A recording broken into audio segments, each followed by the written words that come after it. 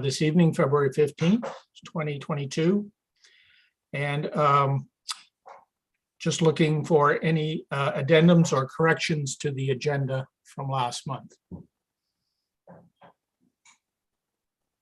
Okay, and if there are no corrections to the agenda, then any disclosures of pecuniary interest under the Municipal Conflict of Interest Act.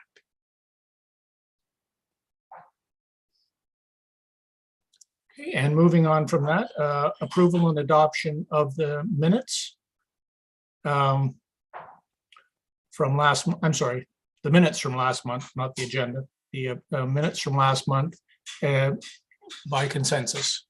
And sorry, Christine, did you have something you wanted to bring to our attention? Can you unmute?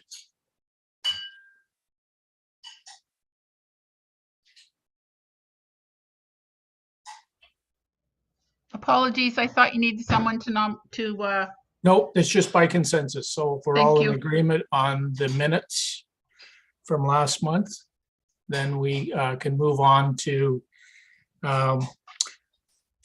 the presentation of the Heritage Awards, this is the first time we've done them via Zoom, and perhaps hopefully the last to this at this level. But welcome everyone. Welcome to the recipients.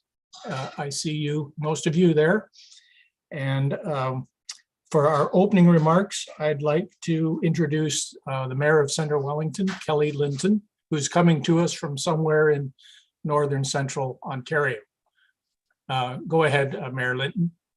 Well, thanks very much, Phil, and good evening, everyone. I'm pleased to be with you tonight, and I'm glad I can be here. I'm on my way to my son's hockey game up in Haliburton, so I'm somewhere between Orillia and Haliburton right now, so I'm not exactly sure where. But firstly, I wanted to thank all the members of the committee for Heritage Centre Wellington.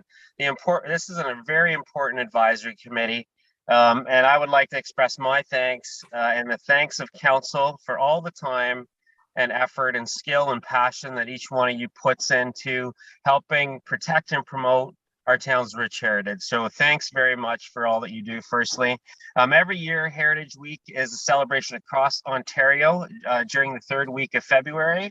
And so this provides a perfect opportunity for us to reflect on how heritage is conserved and promoted. So Heritage Centre Wellington, Council and Heritage Centre Wellington celebrate Heritage Week by presenting the Heritage Recognition Awards to individuals who have demonstrated a commitment to heritage education and those who have been involved in preserving and enhancing their heritage properties in our community. So the purpose of these awards is to recognize and celebrate excellence in heritage conservation and to inspire others to make their own heritage contributions as well. So as our community continues to grow, protecting and promoting our heritage has never been more important than it is today. So on behalf of Township Council and the citizens of Centre Wellington, it's my pleasure to thank all the individuals and groups who will be recognized tonight for their significant contribution to heritage conservation efforts in our community. So thanks for having me on today, and enjoy the rest of your meeting, and congratulations to all the award winners tonight.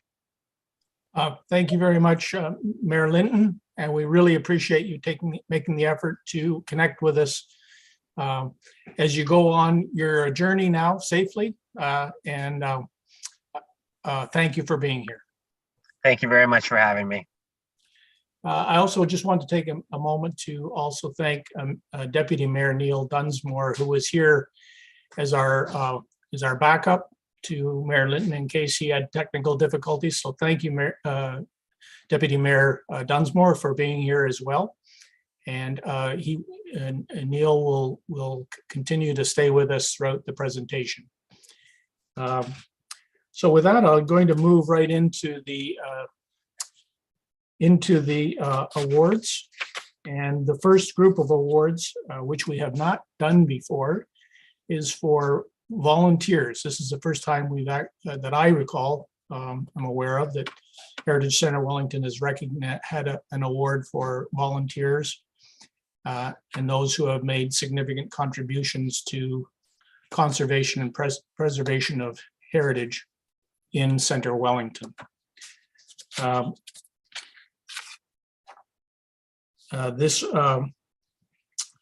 So with that, the first award will go to Dr. Graham Chalmers. And I'd like to welcome Graham to the evening. Since moving to the area in 2008 from British Columbia, Graham has volunteered with numerous groups in the community, including Heritage Center Wellington, the Architectural Conservancy of Ontario, Wellington County Historical Society, and the Center for the Arts and the Elora Arts Council.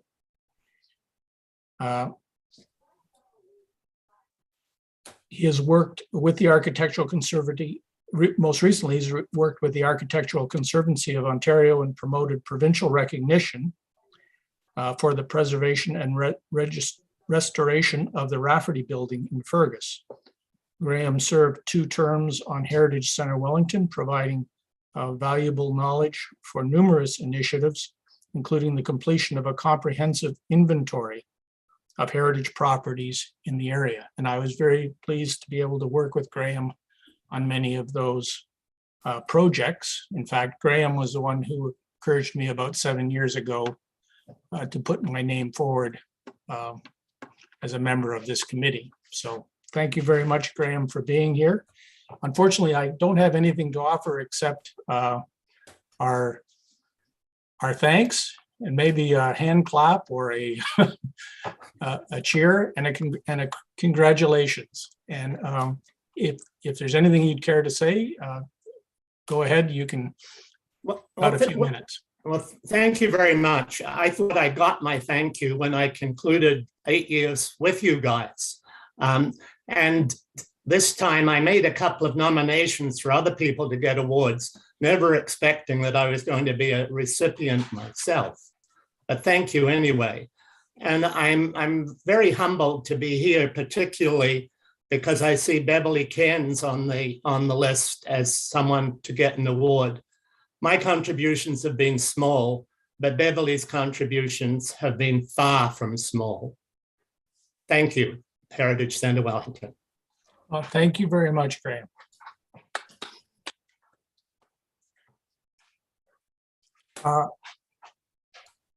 And I'm not sure I mentioned it earlier, but we will have a framed award certificate that will be delivered to all the recipients in the days to follow. I'd like to then move on to our next recipient, the Education and Heritage Award. And that is to Beverly Cairns of Elora. Beverly has been involved in longstanding efforts to educate the local community on a variety of issues relating to heritage conservation. She has made numerous written submissions and presentations to local media outlets, Heritage Center Wellington, and Center Wellington Council, as well as being involved in videos and general promotion of the importance of heritage in our community as a member of the Architectural Conservancy of Ontario, the Guelph Wellington branch. So I'd like to thank Beverly for her contributions and also offer my congratulations as a recipient of this first Education in Heritage Award. Thank you for being here, Beverly. And if you'd like to say a few words, go ahead. Just unmute your mic.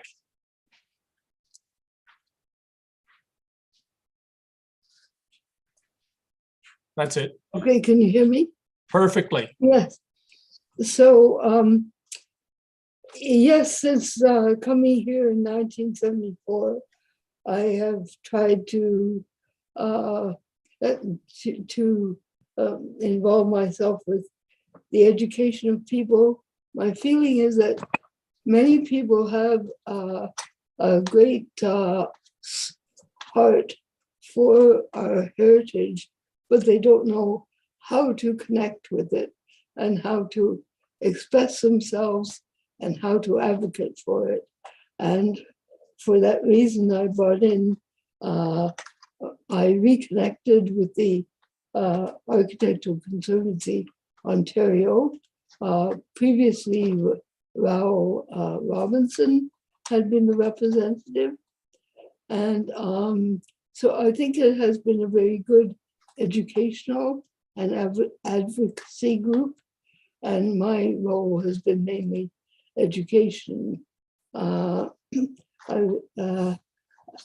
on this note, I'd say that Ian Rankin and I are working on a history of the role that various heritage advocates have taken since the time of Gordon Cooling and a long time before I was here in Elora. So I think this could be quite an interesting history for Heritage Center Wellington to have, and maybe for the Historical Society as well. So thank you very much for this award, which is appreciated. I have to say heritage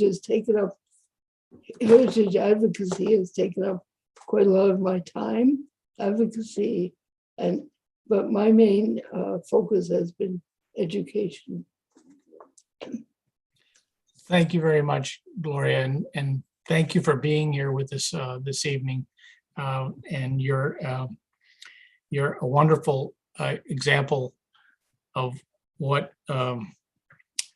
people are able to do when they are interested in heritage and advocate for it on a consistent basis. So you've been a real, it's been a pleasure to receive many of your emails and your suggestions. And so we'll look forward to hearing about your projects to come in the future. Thank you.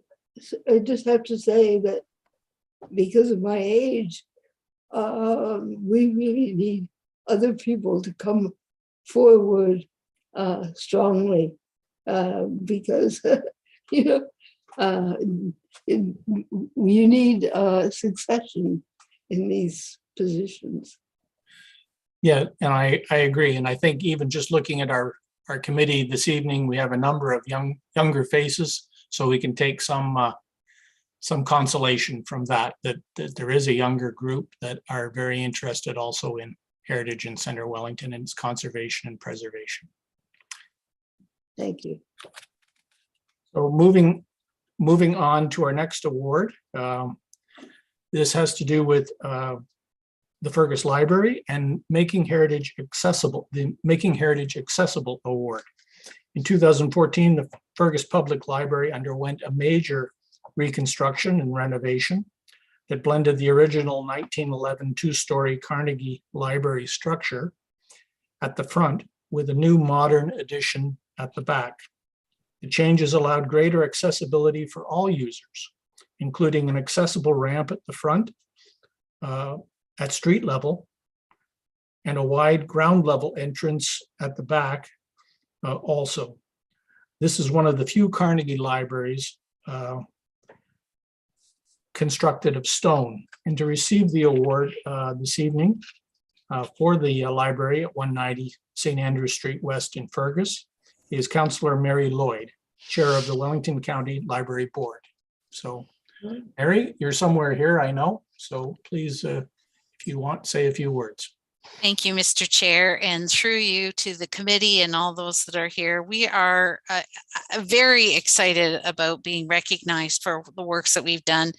When amalgamation was on the forefront in 1998, 99, 2000, Wellington County moved forward in the amalgamation as assuming all 14 branches of libraries throughout Wellington County 5 of those libraries are Carnegie buildings that recognize the investments that were made in the early 1900s with education for all. 3 of our branches are actually in Center Wellington. 2 of them are Carnegie's, one in Elora, which underwent a lot of transition in 2003, I believe, where it needed to be needing works to be completed in 2008, a Boyne branch, which is a more modern build, and then Fergus, which started the process in 2012, moving forward to 14 with the grand opening. Our Carnegie building at the front of the library has even maintained the original style of windows, so that we could keep the integrity of the heritage with the building as much as possible. Our adult fiction section in the upper level even features display cases where we can place things of either history, or we can place artwork or handiworks of our local artisan community. And we feature antique chairs and a board table in that room as well.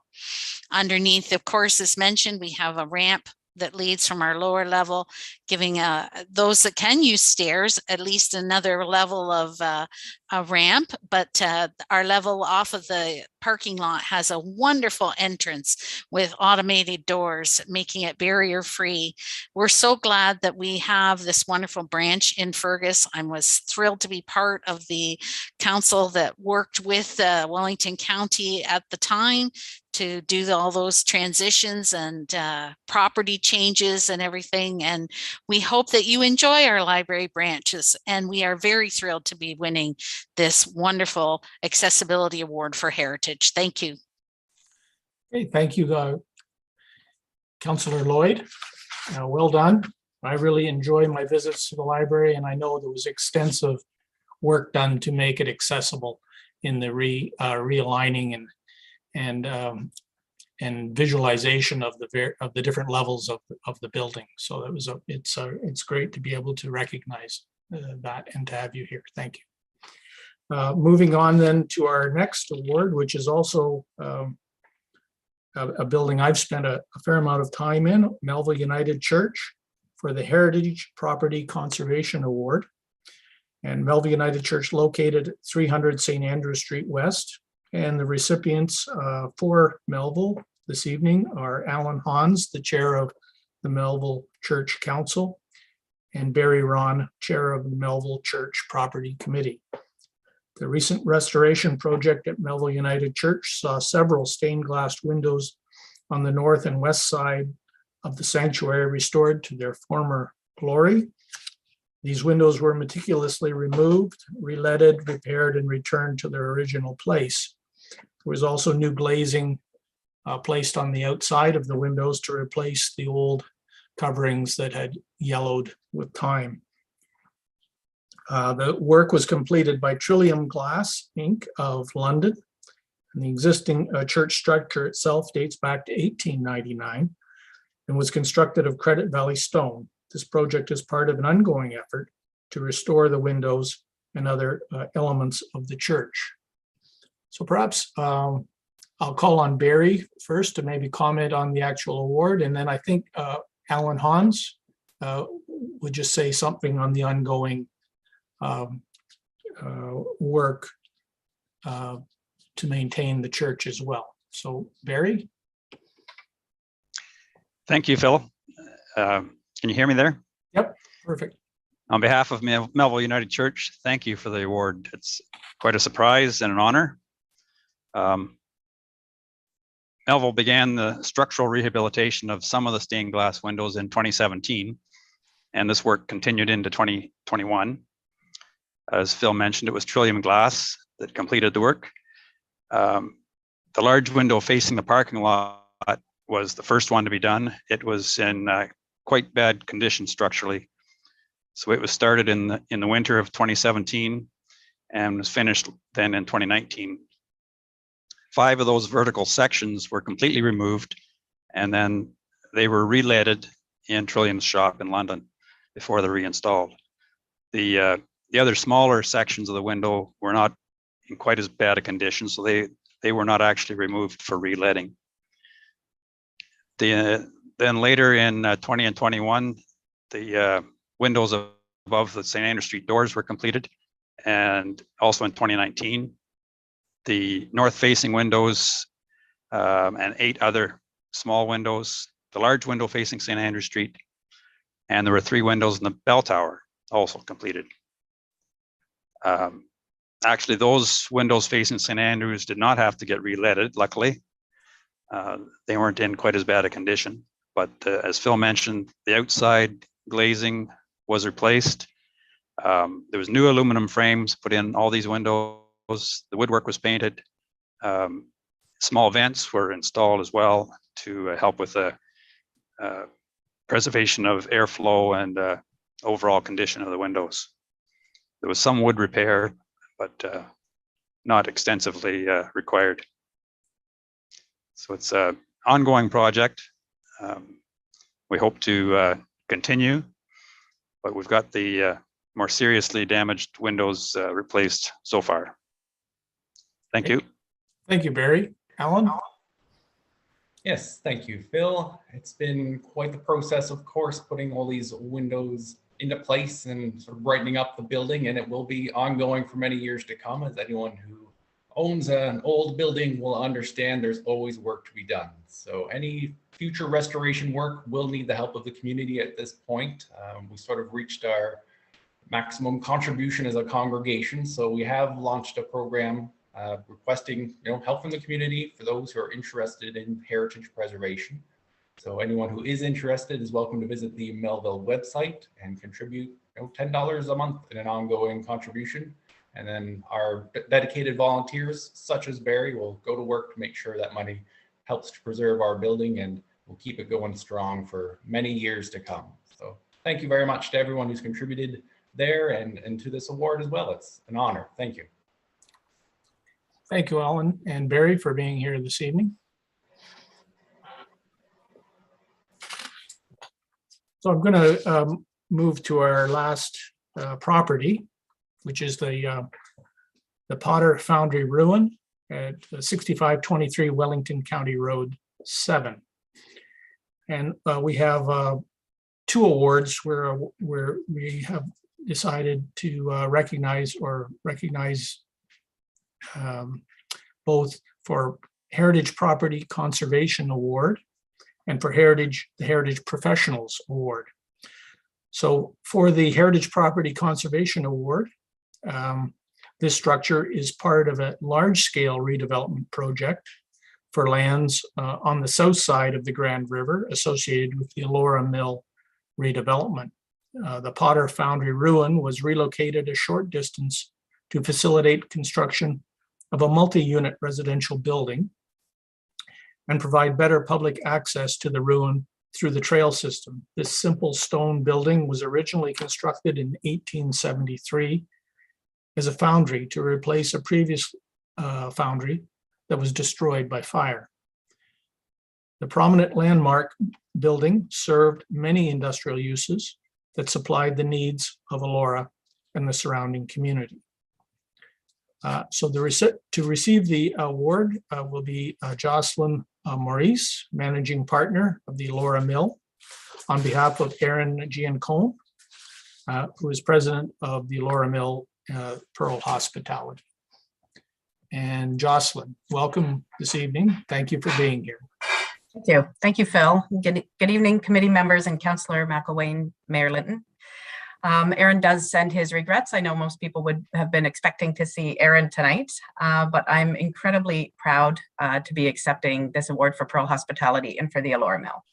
I've been a part of Pearl Hospitality for 8 years, but about 2 years ago, I fell in love with Elora for obvious reasons, and I'm pleased to have made the Elora Mill project my sole focus going forward.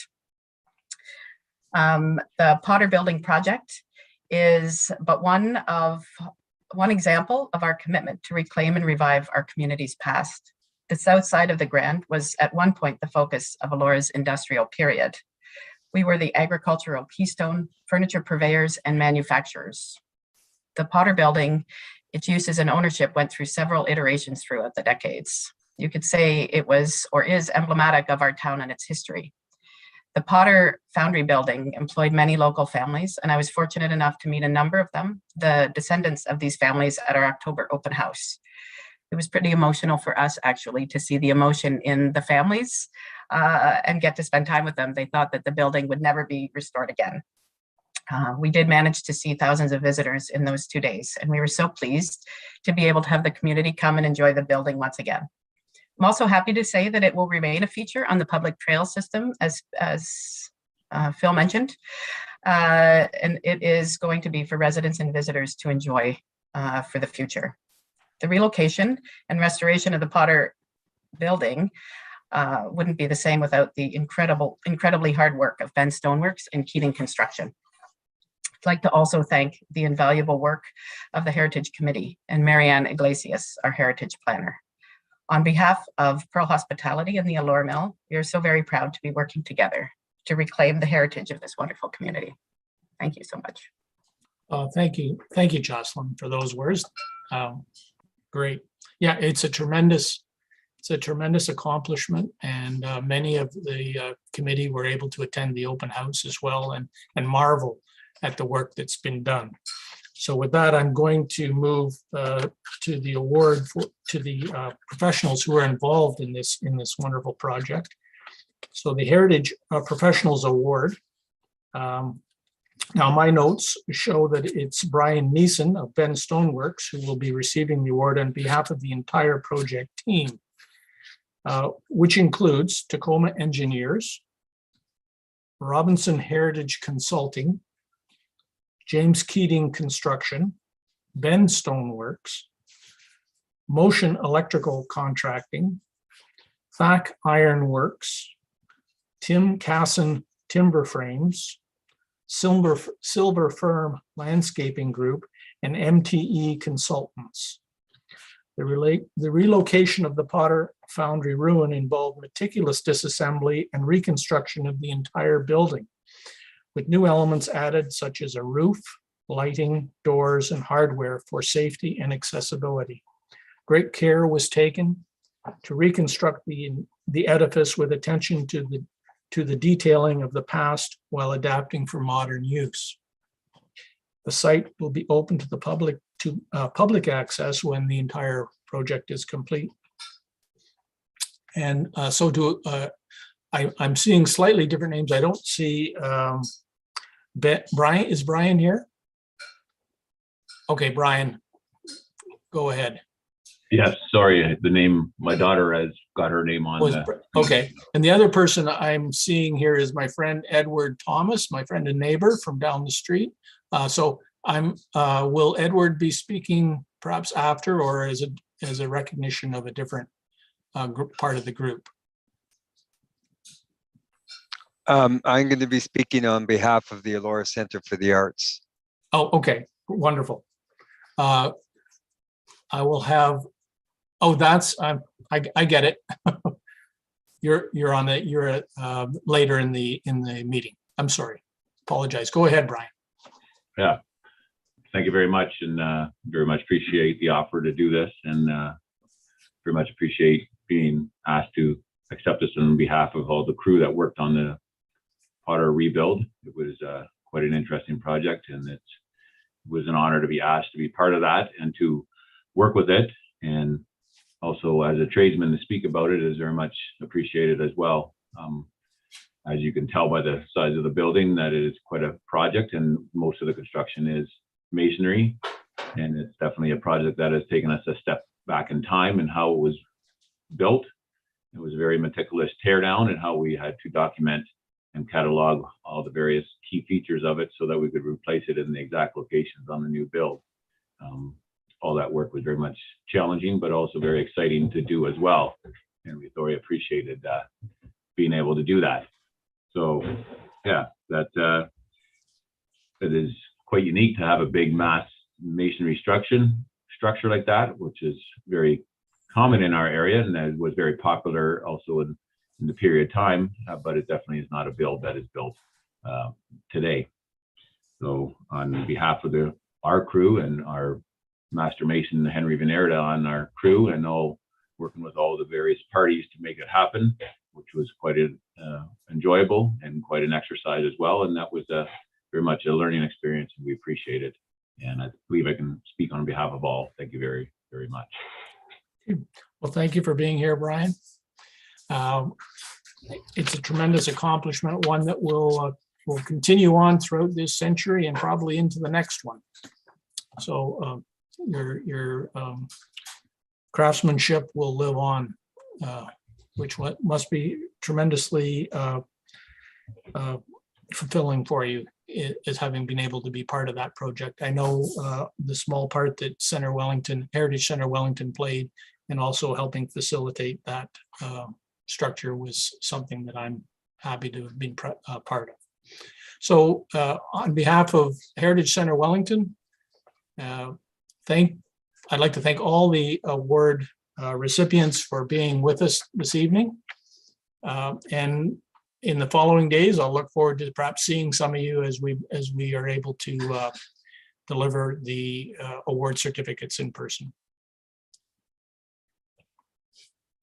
So with that, that brings us to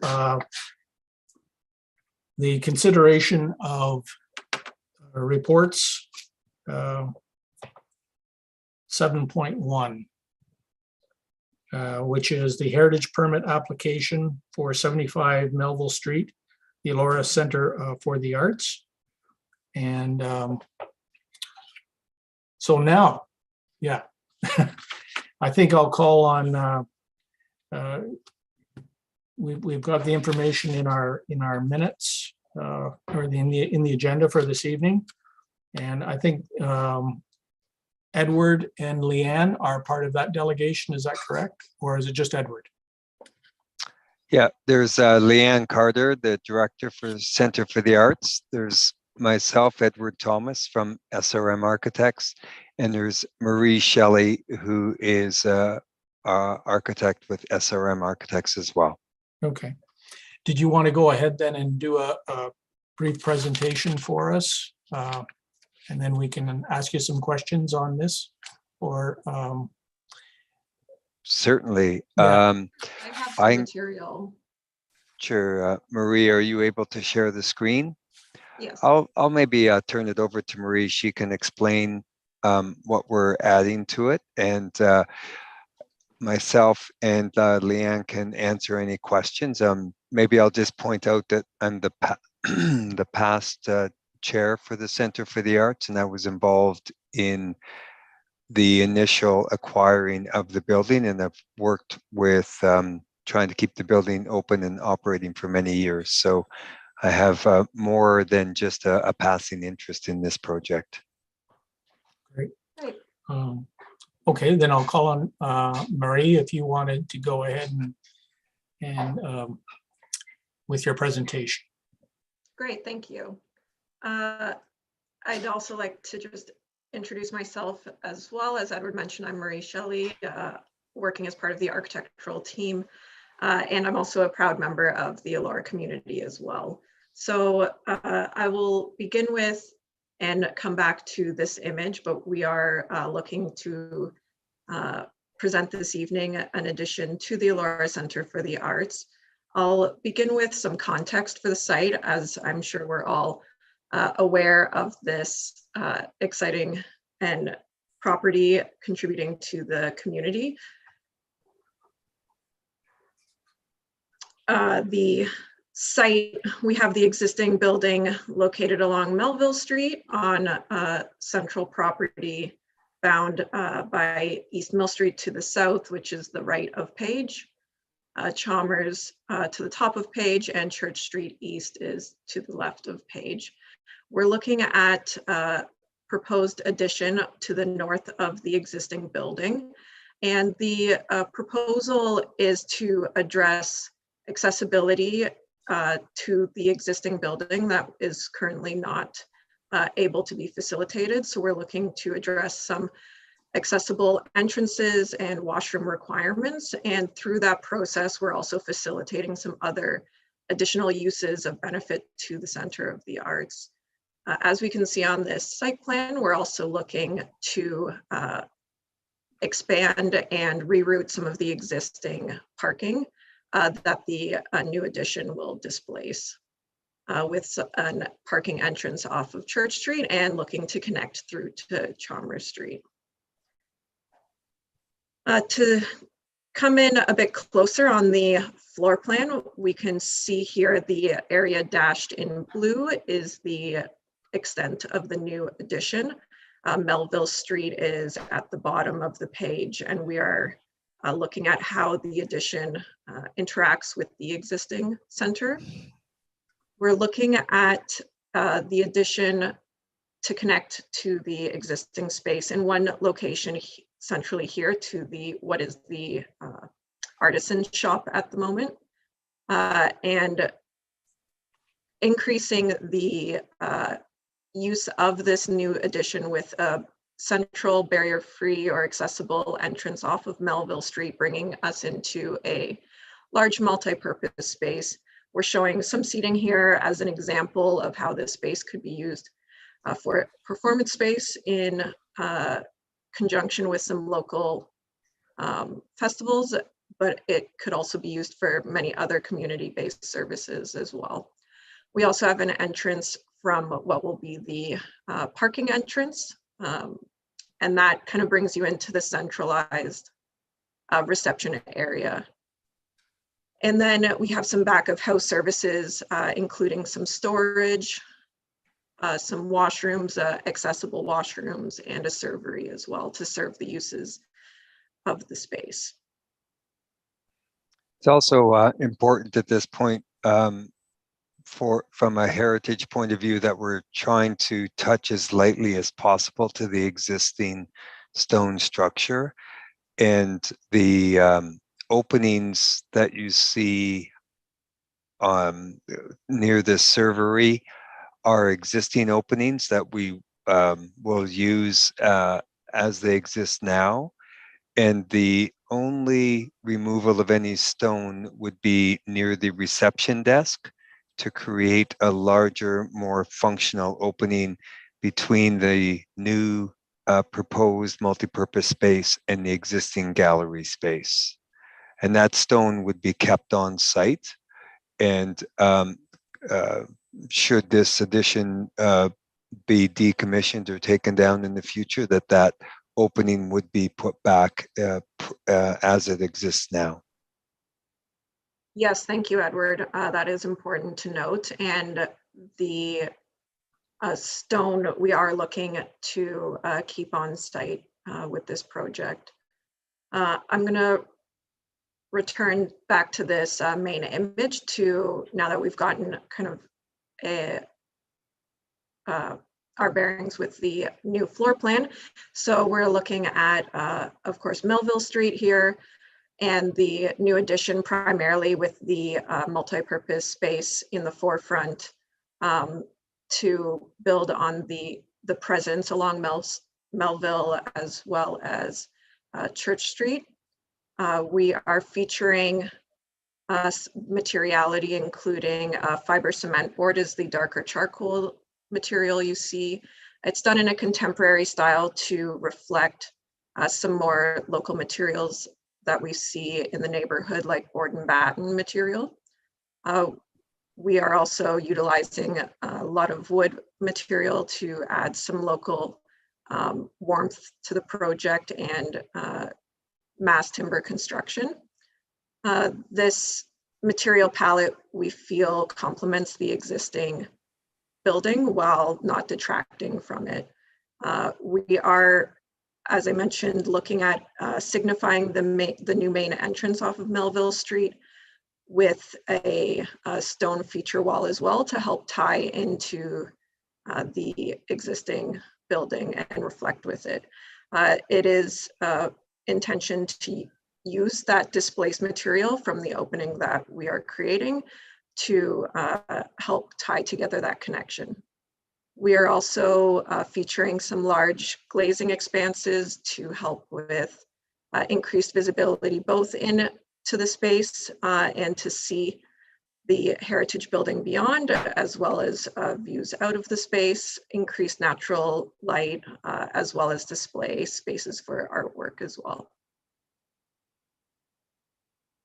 Have another perspective here, looking a bit closer up at that connection. We're looking at keeping, as Edward said, that light touch to the existing building at this intersection here, where the new addition abuts the existing building. We're looking at keeping that light with a narrow section of window so that we are not connecting with the main roof system in a significant fashion to that existing facade.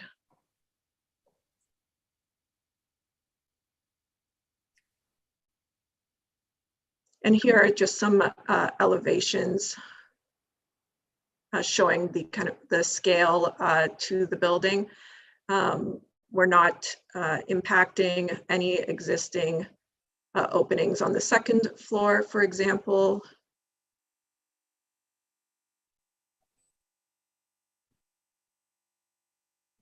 And that concludes the presentation. I'd like to open the floor to any questions or comments. Yeah, I'm just waiting to see my full screen here, and then we can, I'll be able to direct those questions. Yeah, that's tremendous. Thank you very much, Marie and Edward, for that presentation. I think that gave us a really good grasp of what you are hoping to achieve. And I'm just going to open it up then to questions from the committee. Christine. Thank you. And thank you for the presentation. That is, it really gives us a fulsome look. And I do like the modern juxtaposed with the heritage. It looks really striking. My question is regarding putting the one building against the other. Do you do any tie-ins? Is the new build floating up against the old outside of the walls? Can you help me understand that? Certainly. I'll mention that we will have Tacoma engineers, and Will Tarrant will be the engineer of record on the project. And our intention is to assess those existing walls now. And the majority of the loading will be on the new structure, but where there will be a tie-in to the wall, there'll be essentially what's referred to as a slip joint that will anchor into the wall and will allow for movement between the two structures, so that the new building will likely have a different thermal rating and adjust and will move differently in colder temperatures like today, and there'll be a slip joint to allow that movement to happen at the wall, but the majority of the loads will not be on the existing structure. Thank you. I'm wondering, Nanette, did you have a question? Yes, sorry. Yes, I do. I just Phil. didn't, I didn't see, I saw your shoulder move, but I wasn't sure if your hand was in the picture. Go ahead. I think, yeah, I think my hand is up. I can never tell though. So I know. So I was just looking, so I just want to know if when the new building is up against the old building, is the existing wall going to be visible in the new building? Because I know you said you were going to take part of it out. But is there going to be some of the stone visible in the new building from the old building, if you know what I mean? Yeah. Yes. So, for example, in that servery kitchen area, there would be exposed stone wall there. When you're in the general purpose room and that entry area, the stone wall would be exposed. Okay. Thank you. Nico, go ahead. Yes, thank you.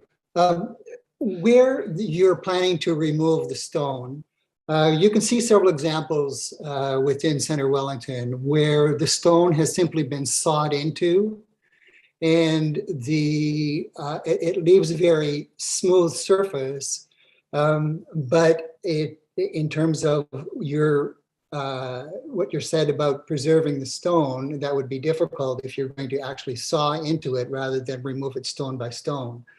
But could you just let me know how you're planning to refinish that, and whether you're planning to remove it, as I said, stone by stone, or whether you're actually planning to saw into the stone material? So our intention at this point is to remove it stone by stone. There's 2 windows on that end wall, and to go from, I'll say, the outside edge of each of those windows as the opening, and and then to build in with a stud structure and create a metal reveal that would be the opening. So the stone, you can have the rough edges of the stone, and then we'll create a new kind of crisp, modern framing around that stone. Thank you. Yeah, Edward, perhaps as a follow-up to that question by Nico, is there a structural element that's involved Yes. when you join? So is it steel? There would need to be a lintel. There'll be probably just a quite thick piece of steel that will be cut in and bear into the stone, and that's what will be. The stone is likely self-supporting, but that would be, required for safety, and then we'll frame in around that. Okay, thank you. Yeah. Okay, I see Aaron and then Don. You mentioned, Marie, that the window openings will be left intact. On the upper story, on the, I guess where the gallery space is, there's sort of an existing fire escape and a window. Will those remain like at full height, or will those be shortened at all? And will the current door be replaced with a window in the proposed? Yes, that's a good question.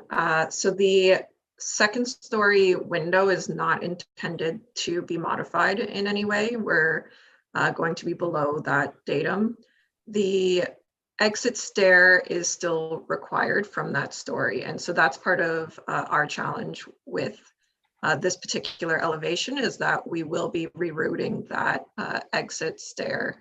We're intending to essentially create a walkway that will lead someone from the rooftop down the new backside of the addition to satisfy that exit requirement.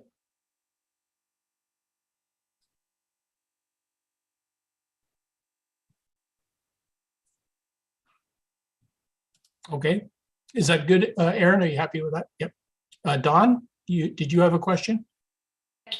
One more just of clarification and just comment too. I did want to also reiterate what Christine said earlier. I think you've done a fantastic job of bringing modern and contemporary and heritage together. So I really appreciate the effort that you put in with that.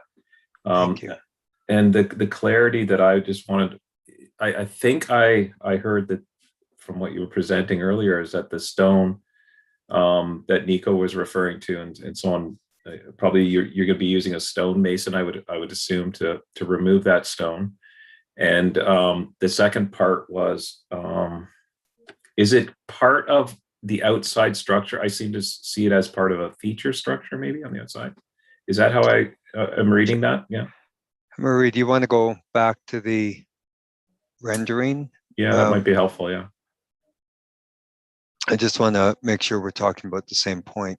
I'm thinking the entry piece, I think, is what I'm. Mm-hmm. Yeah. Can you see my screen? No. Oh, I may have lost it. Just a minute.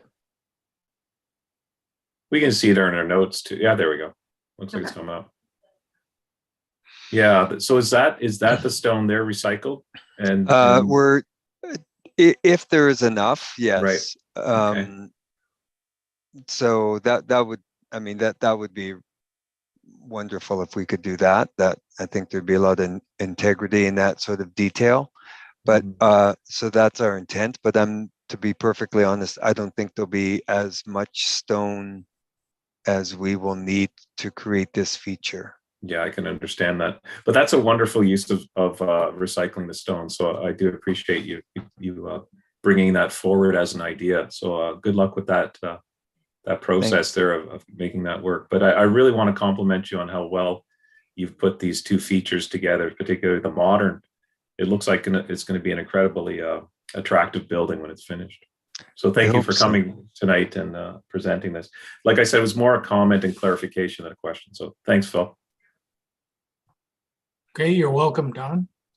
Aaron, I see you are Sorry. another question. That's fine. I have Oh, one more good time. question, Good. and I apologize. I didn't get a chance to go out to the site prior to the meeting, and I'm looking at sort of a Google Street View of the gallery, and it appears that there's a small I want to say stone, but it might be cinder block kind of entry off of the back piece, sort of I don't know, a small little vestibule addition.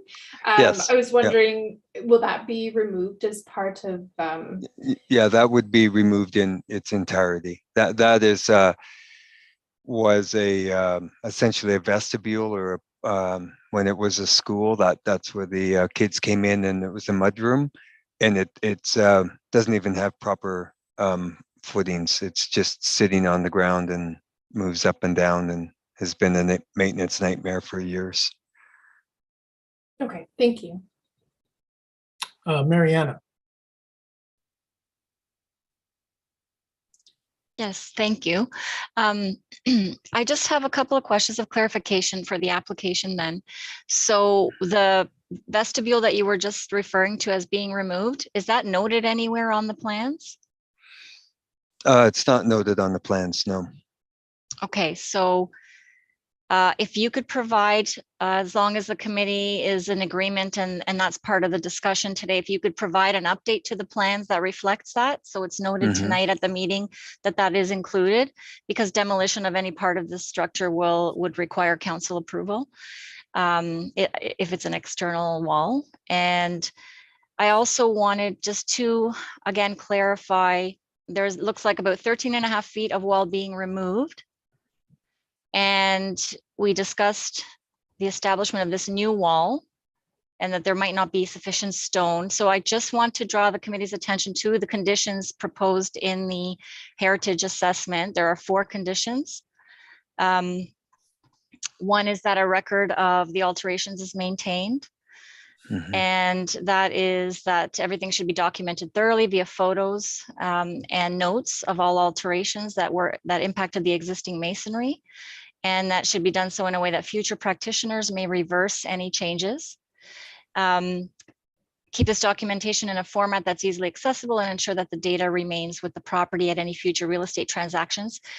Then number 2 is where masonry material must be removed, the material should be labeled and retained. So I'm asking for a little bit of clarification with regard to removal of that wall. And you said that the stone might be reused in this new wall that's being proposed. So will it be clear which, if there isn't sufficient material, I guess my question is just about how is it going to be noted which portions of that wall were original stones from the the removal and which are new?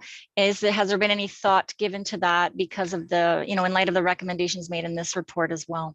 Sure. Well, right now I'm thinking about it, and I can say that it might be interesting to label each of the stones, like to have new stones that are not from the site be unmarked, and then to, as part of an installation of this new wall, to note the existing stones with a tag or some such. So what I've seen done and what we've done on previous projects is we'll take a photograph of the wall, and then we'll label pieces on the photograph for that reinstallation if it ever came about. And so if we have, stone 1, 2, 3, 4, 5, 6, 7, we could have that labeled on the wall, and then that photograph could even be part of a permanent installation at the entrance.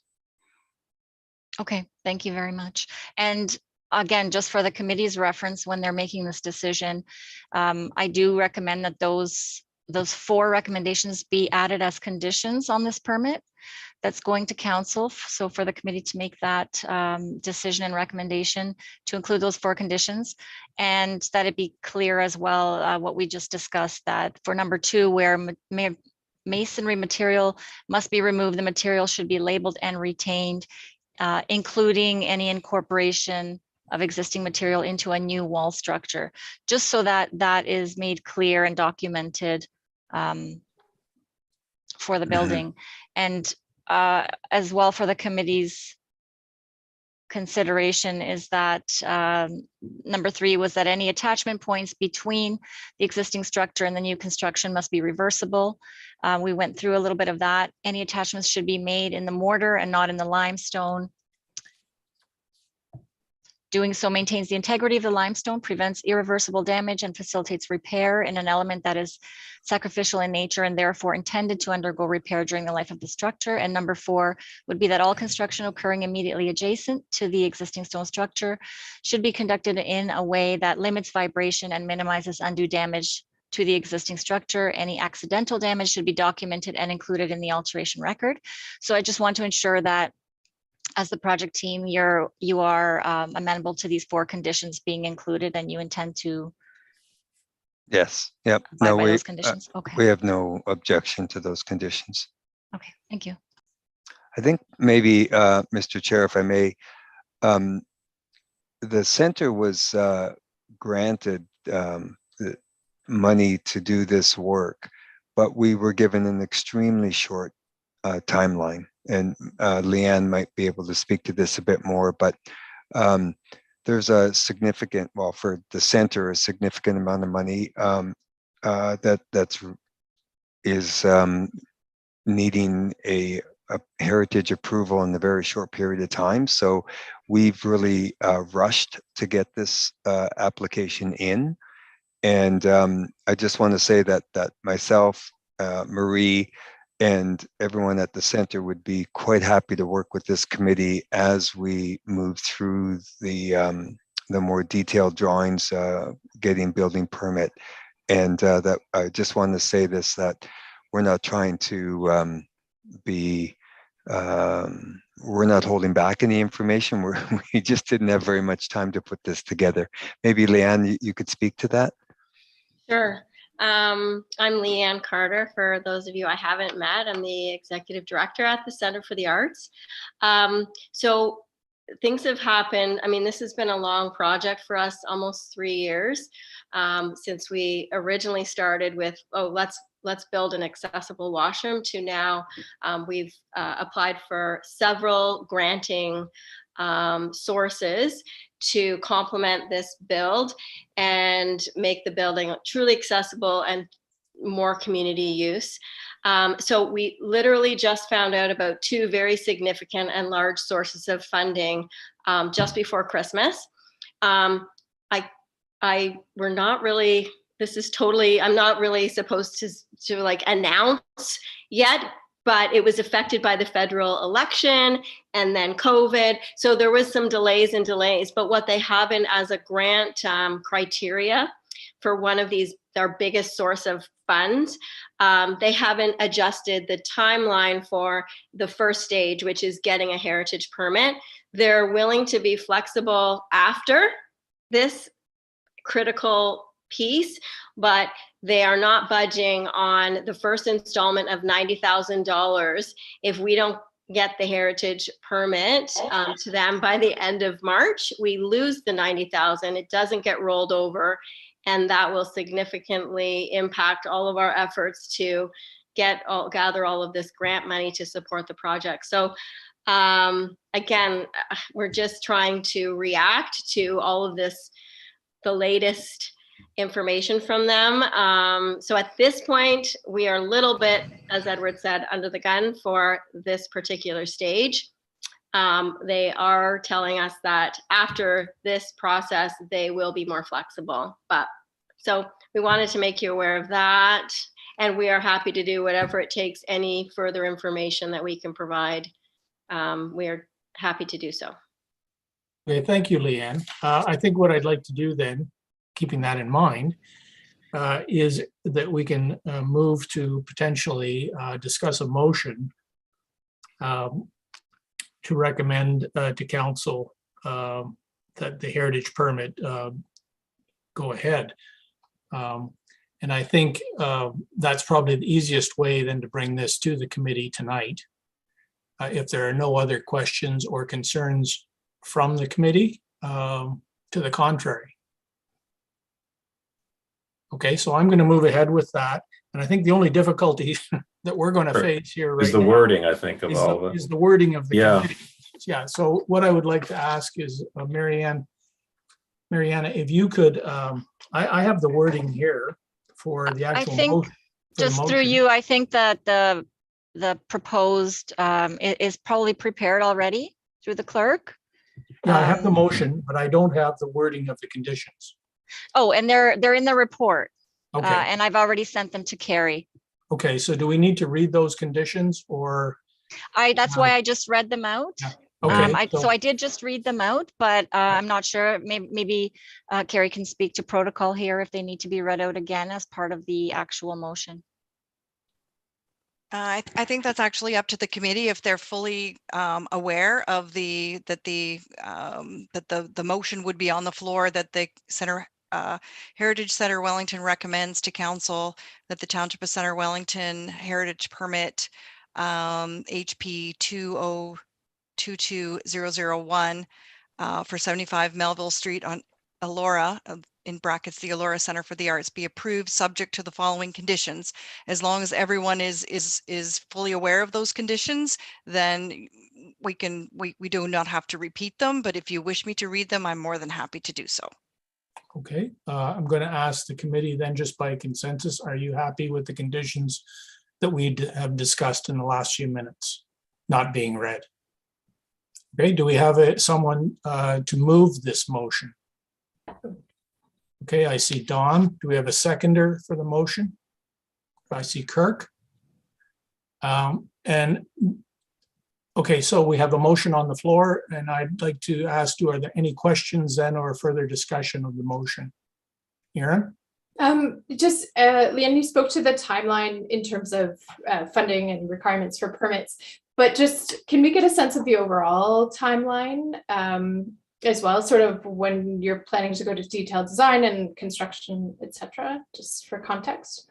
Yes, so as I mentioned, with just receiving some of this final funding before Christmas, we are in the process of updating and revising our building plan or work back schedule for the project. So that's in the works. Originally, before all of these setbacks with elections and COVID, the original plan was to have shovels in the ground like fall 2022, but obviously that's not realistic. There's now material shortages, contractors are pressed for time, but we would and originally, like before all these delays, the project complete date was late spring 2023. But Edward, I think again, until we have our updated project plan, I don't know that we can completely speak to a revised. No, I would.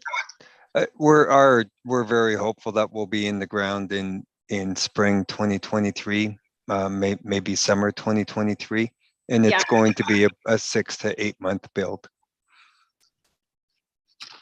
Mariana? I just want to make sure we have everything we need, and I'd like to maybe ask the clerk if we do need to add in the first part of the recommendation, heritage permit is referenced. If we could add including the demolition of the existing, what did you call the building? Sorry. It's a mudroom or a vestibule that was so the on existing vestibule at the rear of the building, just so that it's clear that that's part of the application as well and that it's been voted on. Yeah, and it's a wood, if it makes a difference to the committee, it's a wood frame structure. So including the demolition of the existing wood frame vestibule at the rear of the building? Yep.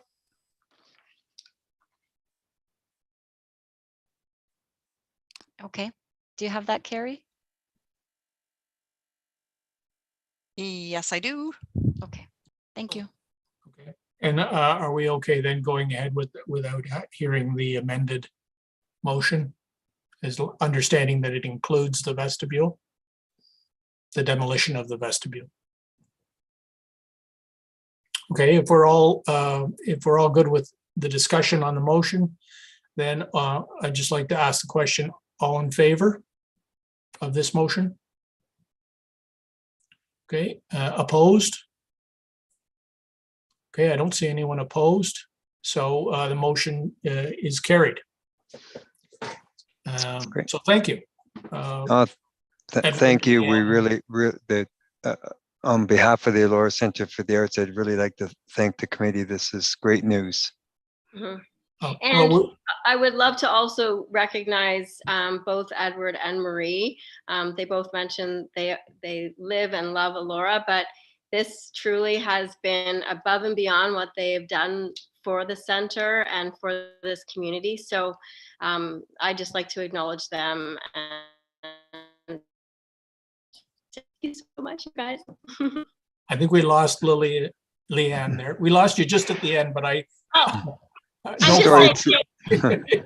Sorry, no, I'm just wanting to acknowledge SRM and Edward and Marie for they've gone above and beyond. And, you know, I think at this point, they're just donating their time because they love the center and they know what this will do for our community. So I just wanted to acknowledge that. Okay. Well, thank you for being here this evening. I'm sure if you have any future, please keep us up to date on how things are going, and if there's any future changes, or then I'm sure you'll be back to discuss it with us. So thank you again for being here tonight. Thank you. Good night. Thank Good you. evening. Good night.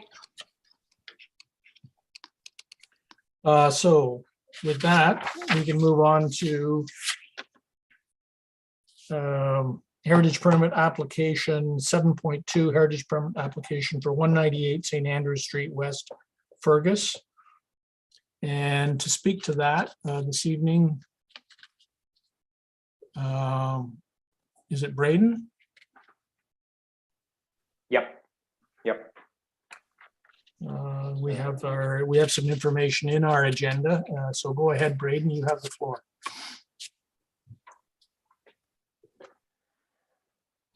So I'm Braden Gorgie. I'm the agent and contractor for the owners at 198 St. Andrews. We're proposing to add another residential unit to the second floor of this building. And currently right now, the stairs going down from the second floor to the main floor, they go down into a vestibule, and that vestibule is shared with the office downstairs. And what we're proposing is adding a second door to the front of the building so that the residential units upstairs have their own access that's fire separated from the office that's downstairs.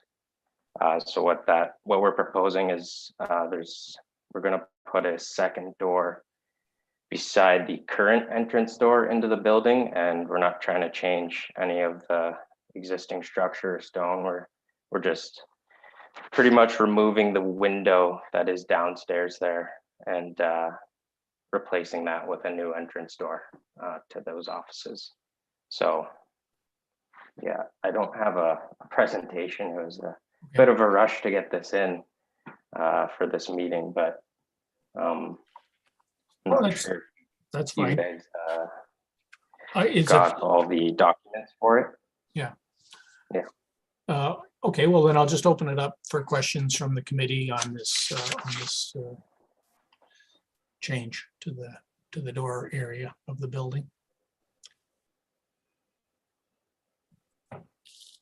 Mariana. Sorry, it's not a question. I just wanted the committee to know that it is a designated heritage building, so it requires a heritage permit because it is being modified externally. However, It's considered a minor permit because it doesn't impact any of the heritage attributes that are listed in the bylaw. So this can be processed under our heritage permit bylaw. It can be processed by staff. So it would be issued by the chief building official, provided that the heritage committee is in agreement. So that's the way it works. So I just wanted the committee to know this one doesn't need to go to council like the other one just before this would. Okay, are we still going to do a motion then? Yeah, yes, okay. just so that the committee is in agreement, but Right. just letting you know it's not going to go to council. All right, thank you.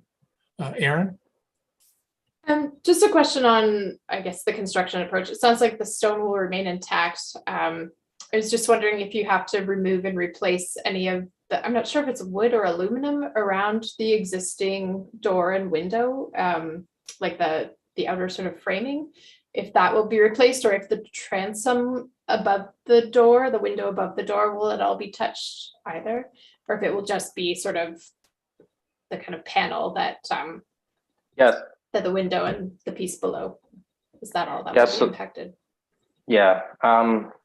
So the transom above, that's all going to stay, and it's all existing aluminum there around the window and the doors.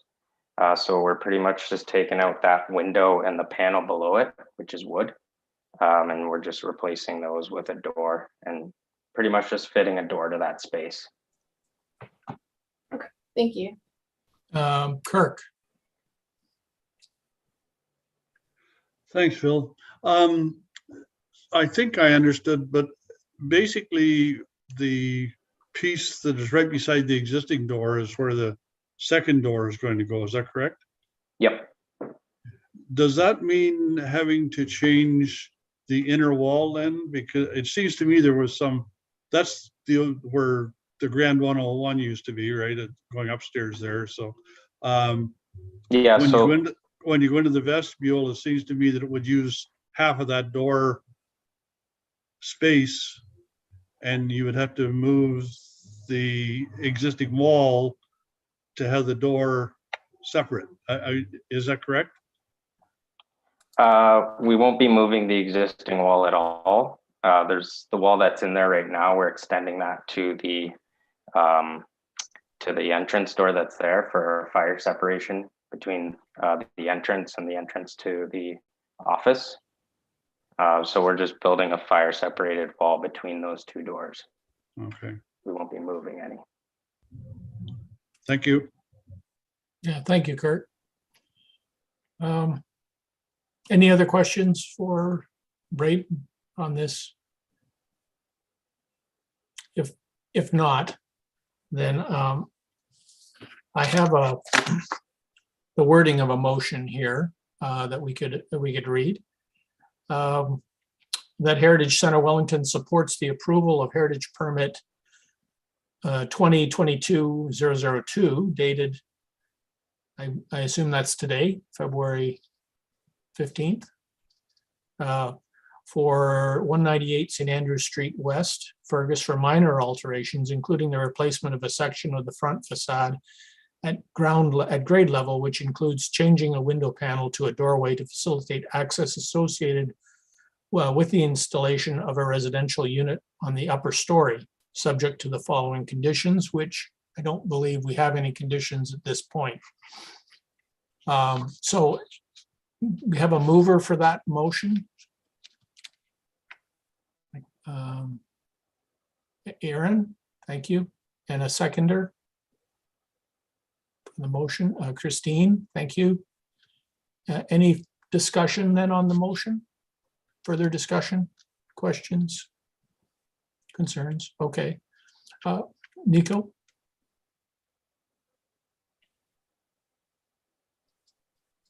Sorry, Phil. Had you mentioned, are there any further questions? There was one that I was going to ask that I just forgot. Can I ask go that ahead. now? Sure, yep.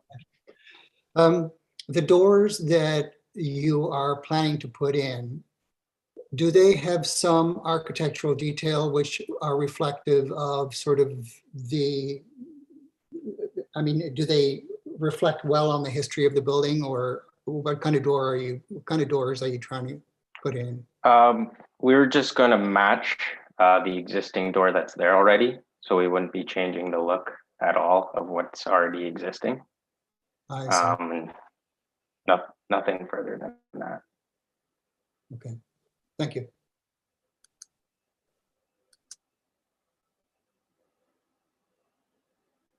Okay, if there are no other follow-up questions, then I'll just ask for the vote then. All in favor of this motion? Opposed? Okay, so I don't see any opposed, so the motion is carried. Thank you. Thank you, Braden, for being here. I believe you'll be in contact then with Mariana to follow up and Thank you.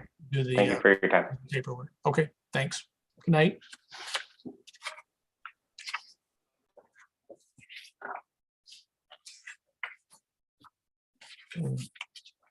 Flipping back to the agenda, we completed our reports and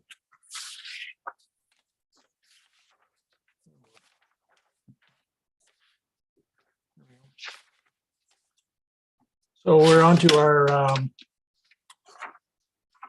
information items. NICO 8.1, we have that as a Healthy Growth Advisory Committee update.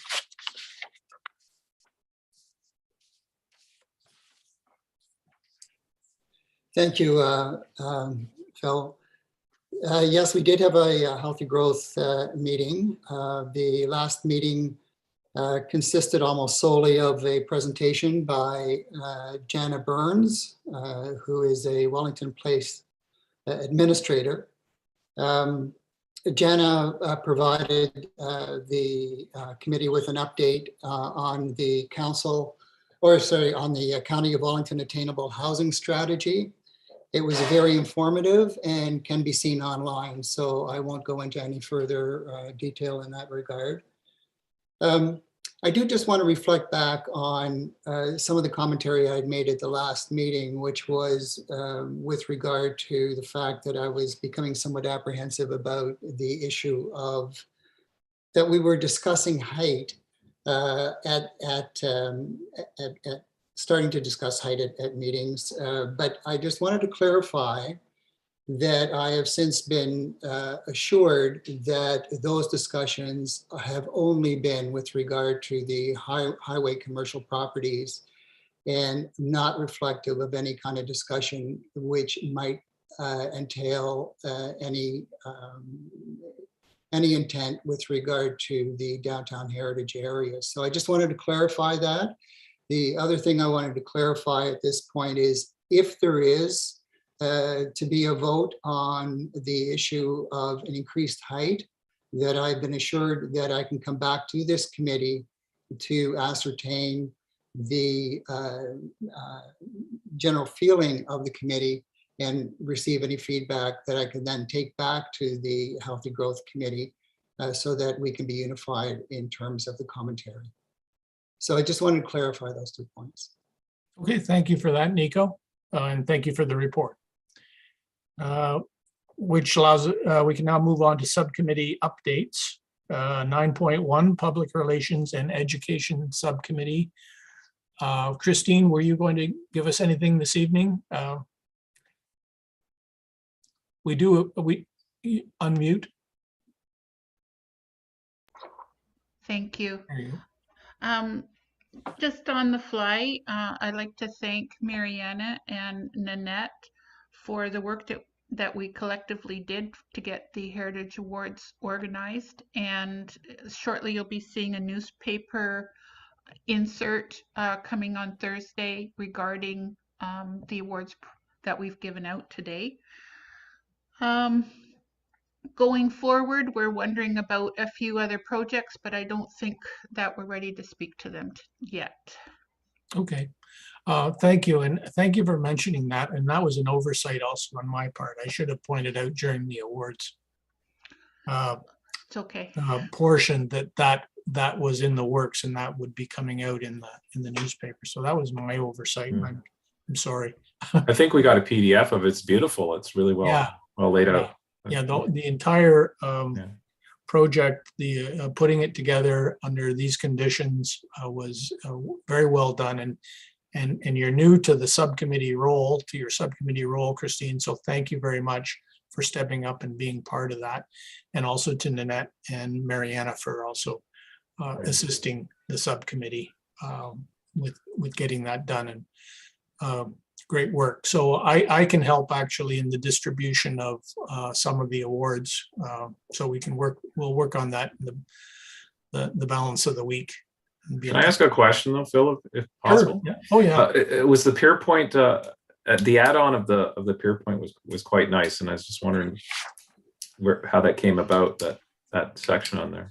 Yes, I can add a little bit there. So we thought during Black History Month, it would be good to actually acknowledge Richard Pierpoint as part of our ongoing efforts in education, and that Heritage Week presented a perfect opportunity. So we decided to add that to the advertisement that was put in the paper this week, and we'll begin our efforts, and I can, I guess, speak to it under our subcommittee updates. So, but we will also be looking at beginning our efforts on doing further research on the Pierpoint area as part of the CHL study extension.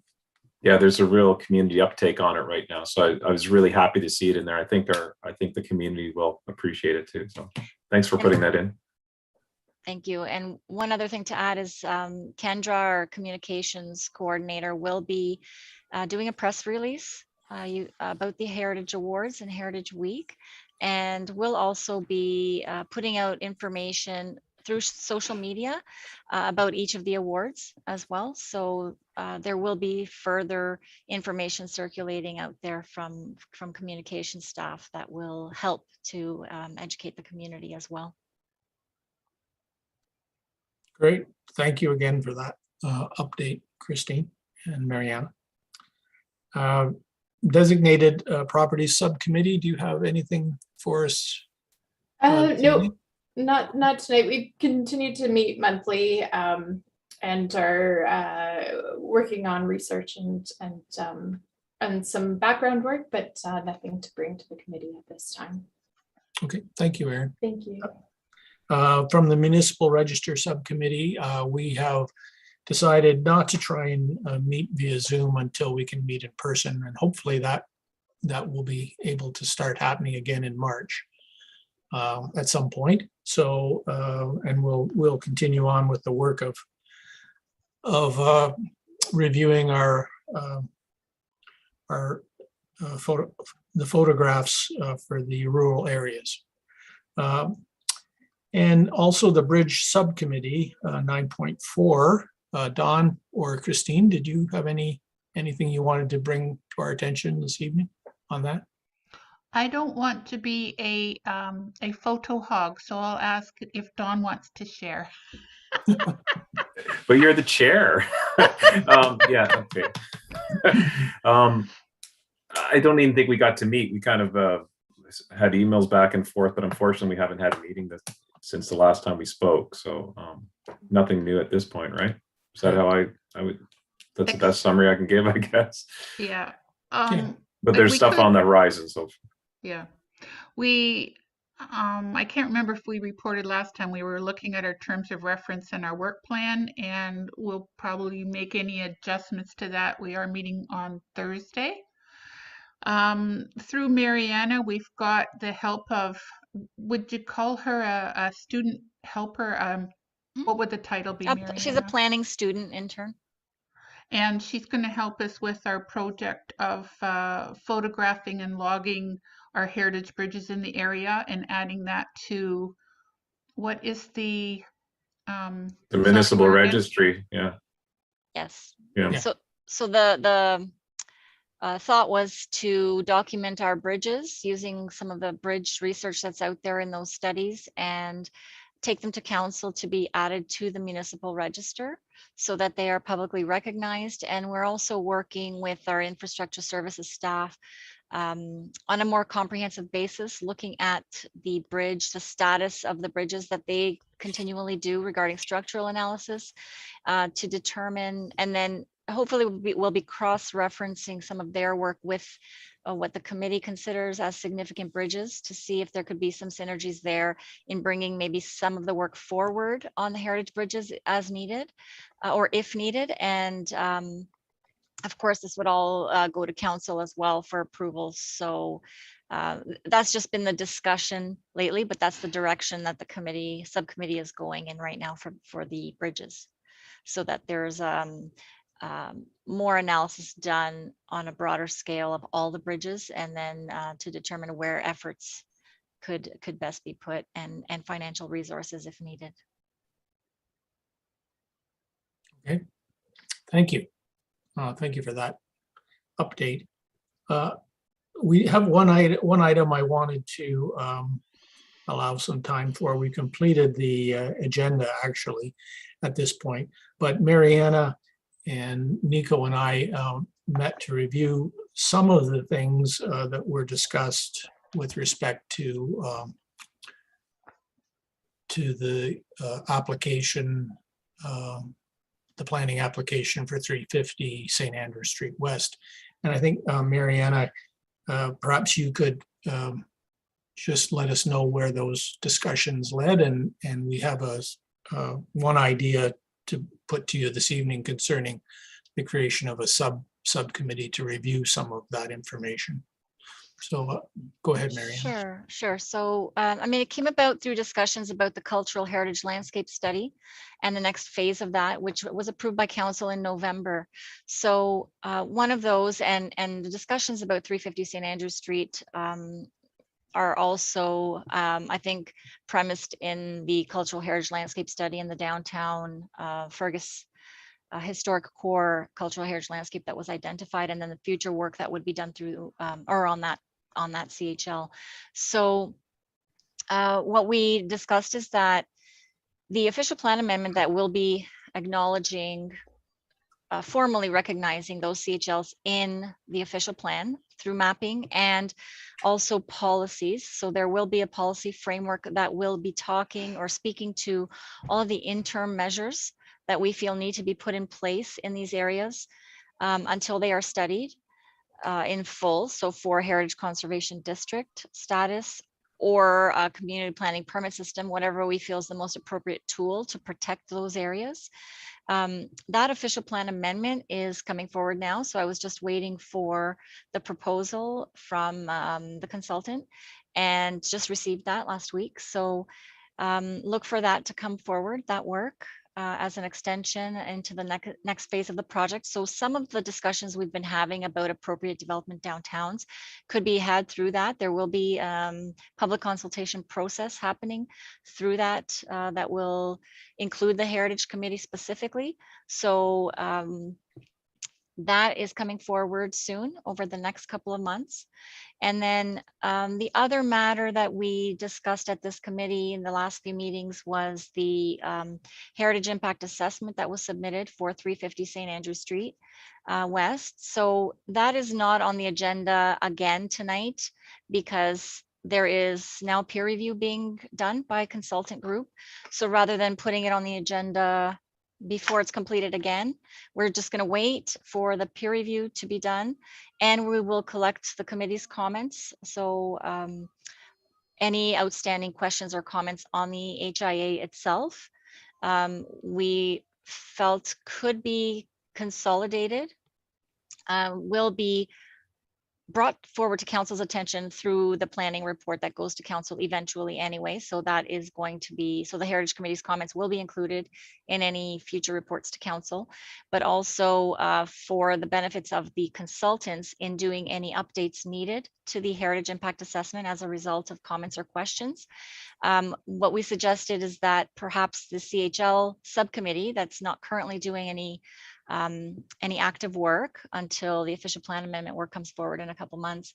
The CHL subcommittee could look at consolidating all of the committee's comments on the HIA and on HIAs in general, I suppose, to facilitate some of that more detailed review of the HIA specifically, and then bring comments perhaps to the full committee to get feedback and endorsement and then comments can be sent forward to consultants and to the planners on the file. So we thought that that would facilitate the processes on HIAs to help streamline them and to make sure that there are actually some active participants reviewing the HIA in detail together. So that was the discussion that we had about that and bringing that forward to the committee as an idea to help us move some of that work forward for both the CHL study and then in the meantime, comments on this HIA that was received. But again, noting that it's not a complete review yet. So and it's not a final HIA because there may be updates still to the HIA that was presented as a result of any peer review comments and comments from the committee. I hope that helps explain it. Nico, I'm not sure if you wanted to add anything, or Phil? No, I see Nico saying no. And yeah, and I think just to summarize it then for the committee, what we are proposing is that the CHL subcommittee would meet in the next weeks before the March meeting to review any questions that you've submitted and then forward them on to the consultants, and also then bring that that group of questions back to the committee so that they can be presented as well in the open committee forum. Is that? And I'd also encourage the committee to reply all so that we all know what the comments are from everybody and people can build on them if needed. Yeah, so it's not meant to be done in isolation, but rather send all of the comments through the committee. So are those sent to Devlin? Yeah. Okay, so you send your questions on the HIA, specific questions, with respect to, and those questions can range potentially from, asking about conclusions that were drawn and how they came to those conclusions and so on. Send those to Devlin and then copy everyone on the committee for that. Nico. Yes, I just want to make sure that we differentiate between comments and questions, because sometimes it's difficult when you are wanting to comment on something that your comments are simply framed in terms of questions. So I like the term commentary. If people have comments about the HIA, that I don't want people to think that the only way that they can submit is through the process of questions. Would that be correct, Marianne? Yes, definitely. You can distinguish between those two. And the other thing I would add there is just to focus the committee's attention again on the HIA that was submitted in support of an application. So the committee doesn't typically review planning applications unless there are heritage resources present on site or adjacent. And so the HIA has come forward to the committee because there are heritage resources adjacent. They are not designated, they are listed only, but an HIA was requested and was provided. So the committee, when you are reviewing the HIA, to keep in mind what the purpose of an HIA is, and I can provide the committee, especially for the benefit of newer members if necessary, the toolkit, the Ontario Heritage Toolkit provides a document about what a heritage impact assessment does, what elements it should include, and also the county's official plan goes into detail about what's expected in a heritage impact assessment. So the committee's mandate would be to review that HIA to determine that the methodology was carried out correctly, and then also that the conclusions drawn make sense based on the methodology. And whether the committee agrees or disagrees with any of the conclusions drawn, and then so commenting on that and on any questions raised throughout that review. And I can send, as I said, if the committee wants any additional information specifically about HIAs and those policies that reference what should be provided in an HIA, I can provide that. Nico? Just for clarification, Marianne, for anyone that might be viewing, that toolkit is available online. Is that correct? Yes, that's correct. It's the Ontario Heritage Toolkit, and it would be the one about heritage property evaluation, I believe. There's about 5 different volumes. Thank you. Okay, so that's something we would, Aaron, go ahead. Sorry, I just have a question about the sort of the process that follows that, and I apologize if you alluded to this already, Mariana. So our comments will be lumped together with the peer review comments. That's all going to go back to the consultant on the HIA. I am assuming that the next HIA that we will see will be a revised HIA. And will the committee be privy to any of the peer review comments, or that's sort of a separate stream? Yeah, so yes, if the comments generate any needed updates to the HIA, any clarifications or whatever might be necessary, and I think they did allude to the fact, the consultants that were here at the meeting in January indicated that there was some additional review that was being done that was not included. So I think it can be concluded that there will be an updated HIA, but yes, I can definitely generally outline what is included in the peer review comments, what was raised, and provide that to the committee, so that the committee knows as well what was raised by the peer review consultants when that review is completed. Okay, thank you. And thank you, Aaron. That was a good comment. So if in general you're in agreement with this, that the Heritage Landscape, Cultural Heritage Landscape Subcommittee will review the concerns, comments, and questions that you forward, and then bring them back to the committee. If you're all in agreement with this, then just indicate by consensus, we're going to proceed forward with that. Yep, okay. Thanks, Drew. Good. Yep, and then beyond that, those one other question, Nico, or were you just agreeing? Yeah, just a point of clarification. It was suggested that those comments be received by the 18th. Given that we've had this discussion this evening, is there some way of maybe extending that time frame so that people can give this adequate? Yeah, definitely. I think if the committee needs more time, if somebody's intending to provide comments or is still reviewing, just let us know, so we can, extend it a little bit. It's just that we would like to get them in, because this is an active planning application. Absolutely. That is in the work, and it's got time, time limitations on it. So we would like them as soon as possible. If you are intending on providing additional comments, just let us know so that we know to expect them and we're not just holding it up. I was going to say something else, but it escaped me. Sorry. Kirk. Sorry, just a quick question, because I wasn't here when it was formed the first time. Who's on the CHL committee? Subcommittee? I believe it's Dawn, Nico, myself, and Mariana, and I think that's it. I hope I haven't left anyone else. Yeah, that's the group. Thank you. Okay. Yeah, there wouldn't be more than 3 on the subcommittee, because then we would have quorum. Yeah, and direct your those emails to Devlin, and then copy the rest of us. I will. Sorry, that I just remembered what I was going to say. So just so the committee is aware, all of these comments that are submitted will be made public through the planning report that eventually goes to council as well, so that there's a record of the comments. And they will be brought to the attention of council when council makes the decision, and included in any reports going forward. And I will also reiterate that the public meeting has not yet been scheduled for that application either. Yeah. Great. Well, that brings us to our adjournment. So if there are no other comments, I will adjourn the meeting for tonight.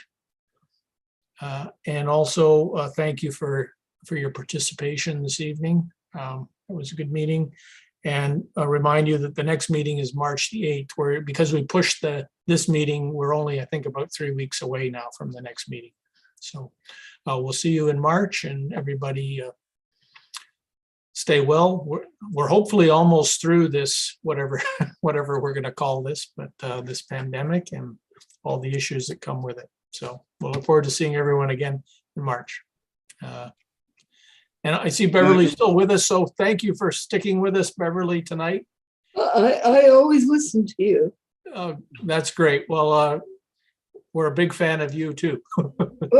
Well, I would like many people in Central Wellington to connect with you for every meeting.